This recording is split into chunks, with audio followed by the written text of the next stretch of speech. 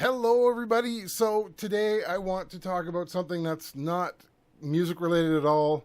I just finished watching a documentary on BBSs. If you don't know what a BBS is, back in the 80s and mid 90s, by mid 90s. So, actually, like early, it depends where you look. But for 20 years, the computers people would set up what was called a bulletin board system, and what it would do is you would use your computer to talk to that other computer. Um, and I realized that I'm not my history in that is not going to get it's not going to get documented. And now it may seem insignificant to some of you, but to me, it was a very significant part of my life, and I feel it needs to be heard. So after watching, I'm like, I really need to just document this and tell people this is what I did. This is what I did when I was a teenager. So in the summer of 1985, I was 15. Um, I I worked. I got myself a Commodore 64. I was working on a VIC 20 before that. I started programming back when I was 12 on the 64 on the VIC 20. I mean, and I bought a Commodore 64.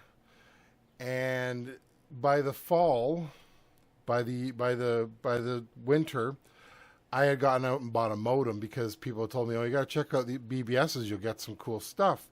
So I was like, "Okay, cool. I will do that." And so I started getting into calling BBSs, and I started learning the culture.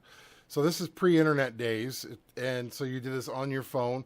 And at the time, the modem I had, you would pull the cord out of the phone, and you would plug it into the back. I think they fixed it at this point. On the one that I had, you didn't have to do that.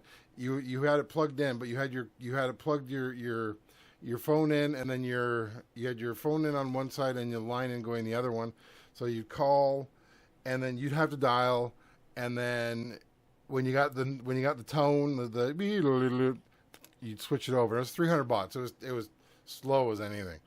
And yeah, it was all manual. You could not I you and then as soon as you're connected, you could do your stuff. It's all manual. So I ended up like playing around with that, and then of course, me being me, I wanted to learn more how to do this. So I learned how to send information. So I learned how I and just for fun, I sat down and I said to a friend, I said, "Okay," I said, "Call my number. I want to try this." And so he called my number, and I didn't have an automatic modem, so I clicked it over, and then he started sending, and I hit run on the computer, and I just sent the information over, and he's like, "How did you do that?" And I said, "Oh, it's easy." And then I ruined BBSing for him. I ruined the whole magic of the computer and that of his. He never. He was like, "Yeah." He says, "You ruined it. I just didn't care anymore." I was like, "You figured it out," and I was like, "Okay." So the magic was gone. So, but yeah, that was me. That's how I've always been. So when I was 15, I did this, and then I did run a board. I bought a better modem. I ran a board for a while, or I ran a board that I downloaded from somewhere, but I hated it. I didn't like it. So I ended up writing my own called Black Cat BBS or BCBBS. And honestly, if you were doing bulletin boards, you probably never heard of it because it was a very regional thing. It was the Niagara region. I was living rurally. I was surrounded by farmland. We had old phone lines. Nothing great. Yeah, you could call up our line and then not hang up, and then it would just sit there, and then I'd have to call Bell to get them to knock it off, and it was terrible because I had people doing that to me all the time. So so I started writing the program in BASIC on the Commodore 64, and I used a compiler called Blitz to speed it up. And Blitz did one thing; it made your program a lot bigger. So, but after a while, I started to play around with machine language as I learned it, and yeah, it was very important because it shrunk the size of certain things, it sped up things because Blitz was great, it did speed it up, but it was not as fast as it could go. But once you went to machine language, it got faster. So yeah, so I was building this, and people loved it. They enjoyed the database, or they enjoyed the BBS, and I kept building it and building it and adding, and I was doing this all in BASIC, and then I hit a point where I just I couldn't do it anymore. It just got slow, and I think it was because I also had a girlfriend at the time. I just got frustrated and I gave up. I left for about a year, and then I came back.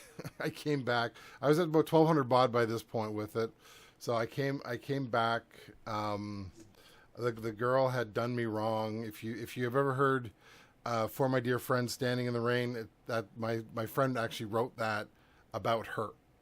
So if you're ever wondering about that, that was his that was his muse for the song, was her, because of our breakup. And this is my friend Dean, who for some reason has pulled me into so many things and has helped me through my life so much. I can't thank him enough for it. Um, he actually got into bulletin board. He got into bulletin boards. He says, "You wrote a bulletin board," and I said, "Yeah." He says, "Can I set it up and then just leave it?" And then, because he was working with his dad, and his dad, they would go out of town a lot to do construction work, and it's kind of just leave it for like a week and you take care of it. And I'm like, sure. So, and then he'd say, "Well, can you do this with it? Can you do this with it?" So I'm now back into coding, even though I didn't want to be. and then and then I got to a point where I'm like, you know what? I said to a friend of mine, I said, I would switch to machine language if, only if, I was able to change numbers. If I was able to take the two bytes, the 2 byte variables, because everything was 16-bit, so you had 2 bytes, and if I could take that, excuse me, and I could change it to, a number. Like, I could change it to an actual readable number to the person. And if I could and vice versa. So like if they typed in like 100, I could have a program go through and just change it over to 100. And then about a day or two later, he comes back to me, hands me a magazine and says, "Here, I found this in this one." And it was beautiful. It worked. It was easy to read. I added it to my code, and I was like, "Oh, this is great." And this was, oh, excuse me, this was around Christmas time, or this was before Christmas, and I did not have a job this year. I did at this time, so for the entire Christmas holidays, I started working on my prototype for a machine language data BBS. And so what started as a small project was a small BBS now written in machine language, which was like, I would say it was like 10 times faster than the basic version. And way smaller. Like it was just getting more and more compact. It was just so compact. And I decided, you know what, we're going to go all out on this. And so from about 1989 until 1991, because that's when I got into music, that's what I was doing with my life. Now, why is this so significant to me? Well, first off, it was 100% machine language, and as far as I knew, there were only maybe three other BBSs that were 100% machine language. And on top of that, it was 100% configurable. Like any prompts that came up, so any wording that came up, you could configure. Your hello screen, you could configure. You could do it all. And people went crazy for that. And like I said, I didn't sell a lot. I think I sold maybe about 20 or 30 of them, but people loved it. And I made it work on a Commodore SFD floppy drive, which was a 1.1 meg floppy drive. And at that point, these were like, whoa, you got a lot of room there. I made it work on that. And it was, it was very significant. mine was the only one that would work with these hard drive or with these floppies, because the adapter that they came with had a glitch in them that if while the floppy was being used and you clicked, you typed on the person on the other end typed something, or something was transmitted, it would lock up the system. It would just lock your computer up, and that was it. You were done. So once I fixed that, then it was great. They were great. I had like 4 of them. And then, so similar to FidoNet, if you ever heard of FidoNet, you can look it up. But it was a way of having multiple, like it was like having a network of computers, and they all talked together, and you sent messages through them. It was early email and early posting and that.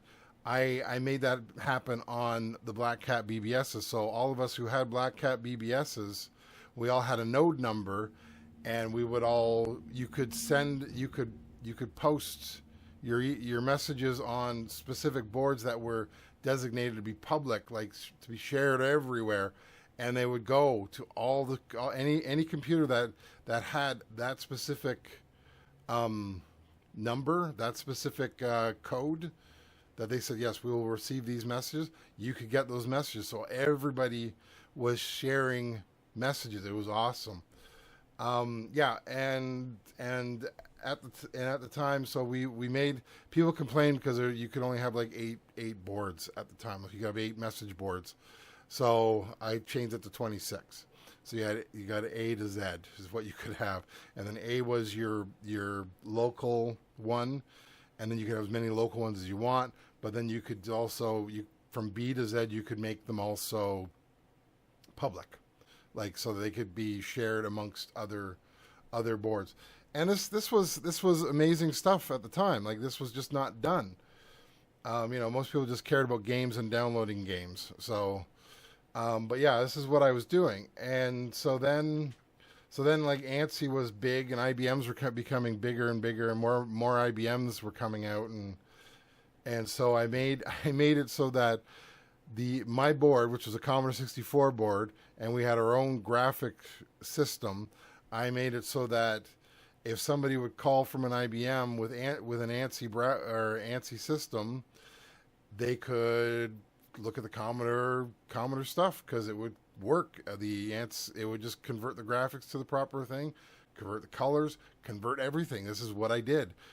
I was doing this so that we could be just one happy family. And I had people calling and saying, hey, or saying to me, where's your IBM downloads? Like, you don't have any. And I said, well, this is a Commodore 64 board. And they're like, no, this is an IBM board. You've got ANSI going. What's going on here?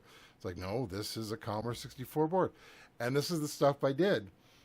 Yeah, and I'm just going through my notes because I made a whole bunch of notes. So the other thing I did was I had a manual I wrote a manual. I wrote 2 manuals. I wrote a manual for how to configure your BCBBS, and then I wrote a manual for how to program your BCBBS, because I made it possible so that you could put a file, your machine language file, as long as it was in a specific area, because that's the way it worked at the time, on the Commodore 64, you could call it, and then in your code, you could use a jump table to call like my own procedures that I had in the database. So that way, if you ever got a different version of the code, the jump table would always be the same. So you just jump there, and then it would jump somewhere else. That's how we did it. And then I wrote code. So I wrote the manuals on this is how you send something to the screen. This is how you send something to the modem. This is how you send something to both. Stuff like that. It was like a lot of extras. It was just really cool. Yeah, we had upload and download as well. So we had everything going. We even had at the time, because there was somebody had made a faster transfer system just for the 64 when we had it on ours, and then he came out of a newer version. But the problem was that I could not make it work with my board, so it never happened. But I had the original version that he had. And so yeah, so anybody who would use that, it was great. So then, yeah. And then so the other thing I did was I actually, this is kind of funny because this is you got to remember, this is pre Windows 95. I had, well, of course, you did have drivers too in DOS, but yeah, I had made drivers, modem drivers. So if you had a specific modem for your Commodore 64, all you had to do was copy and paste that file onto your